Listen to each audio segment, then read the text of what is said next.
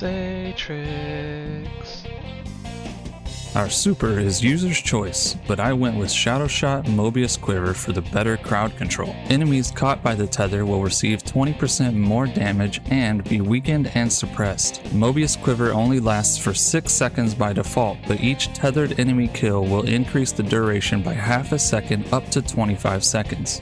We are using Gambler's Dodge so that our dodge will refund our melee energy. We will be pairing this with Vanishing Steps so that our dodge will also make us invisible. Our invisibility will last for 7 seconds because of Echo of Persistence. Our melee will be Phantom Surge. Phantom Surge grants us Void Overshield for each enemy hit. Kills with Phantom Surge grant even more Void Overshield and can grant up to 50% melee ability energy.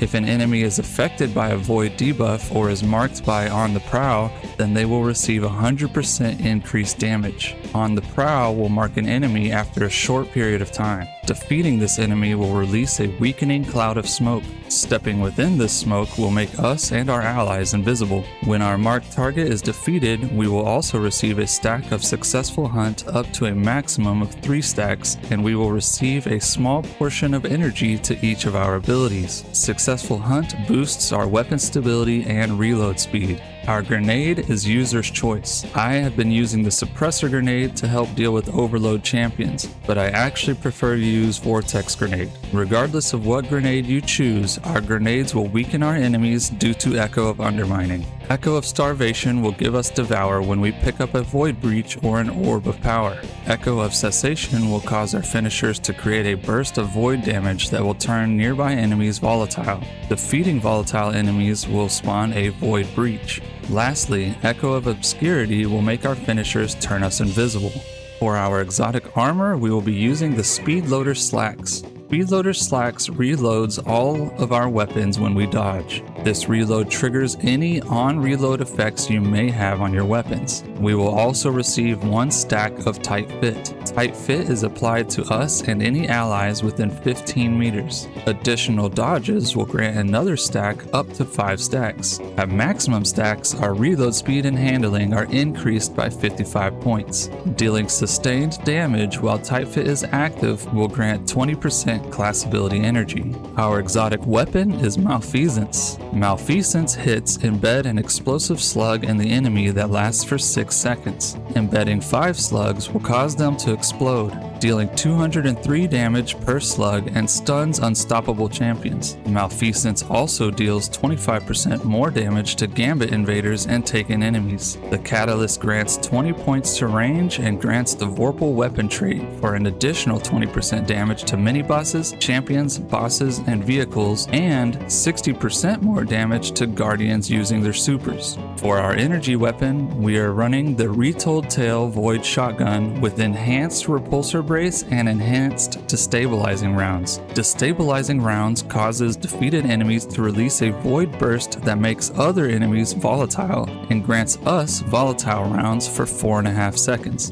Defeating these volatile enemies will cause repulsor brace to grant us a 45 HP void overshield for 15 seconds. Normally this would only last for 10 seconds, but Echo of Persistence increases its duration to 15 seconds. For our heavy, we are running Mistral Lift with Overflow and Rewind rounds. Overflow will overfill our magazine from reserves each time we pick up special or heavy ammo, up to a maximum of 120% magazine capacity. Rewind rounds will refill 70% of the hits we land into our magazine from reserves. On top of these perks, I chose to use the Vice Stinger Origin trait, so each hit also has a 10% chance to fill 25% of our magazine from reserves. With these perks, it will be very unlikely that you will have to manually reload the weapon during boss phases.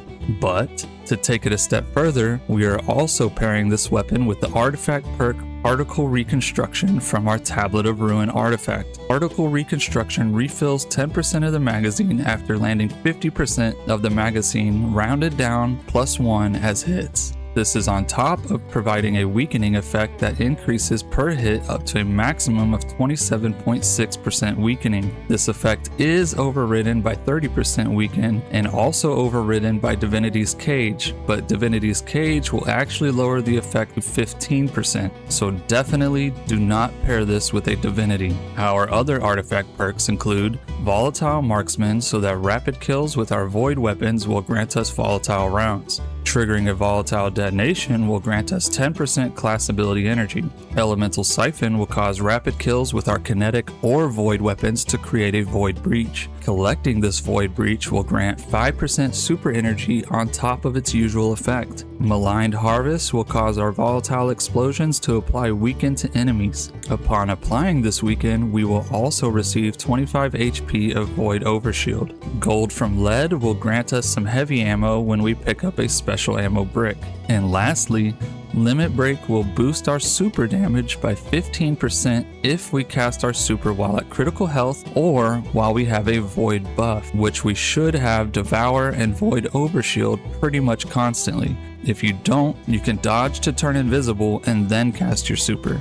For our armor stats, we ideally want 200 points in melee so that our Phantom Surge will deal as much damage as possible. I was only able to muster 173 points before posting this. Then we want 100 points in class and as many points as you can put into weapon. If you don't care about boosting your weapon damage, then shift those points over to super instead. For armor sets, I haven't managed to get these with the right stats yet, but I am striving to have 4 pieces of tech sec so that our Malfeasance can easily handle shields and will create a disorienting burst when defeating enemies. On our helmet, we have 1 kinetic siphon and 1 harmonic siphon so that all of our weapons will generate orbs. Then we have 1 hands-on so our melee kills will grant us additional super energy. On our arms, we have 1 bolstering detonation so that we receive 12% class ability energy when we deal damage with our grenade. 1 heavy-handed so our melee kills generate orbs, and 1 melee kickstarter so that when we use our Phantom Surge, we will get even more melee energy back based on how many stacks of armor charge we have. On our chest, we are pairing the melee kickstarter with 2 charged up mods so that we can have 5 stacks of armor charge. This means at full stacks we receive about 40% of our melee energy back on top of the potential 50% granted by Phantom Surge itself. On our legs, we have 2 absolution mods so we receive 7.5% energy to each of our abilities upon orb pickups, and 1 orbs of restoration so our least charged ability will receive 10% ability energy. On our class item, we have 1 bomber so that our dodge grants 12% grenade energy, 1 powerful attraction so our dodge picks up any orbs within 12.5 meters, and 1 reaper so that our next weapon kill after dodging will generate an orb.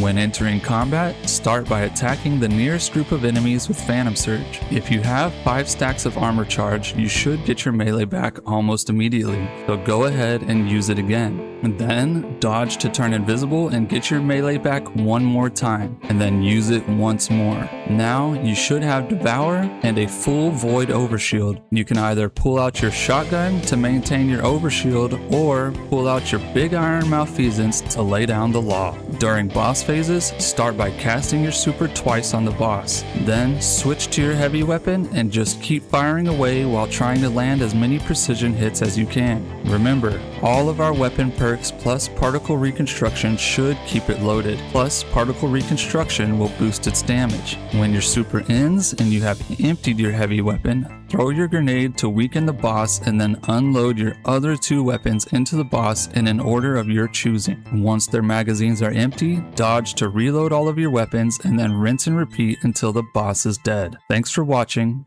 Have a good one, y'all.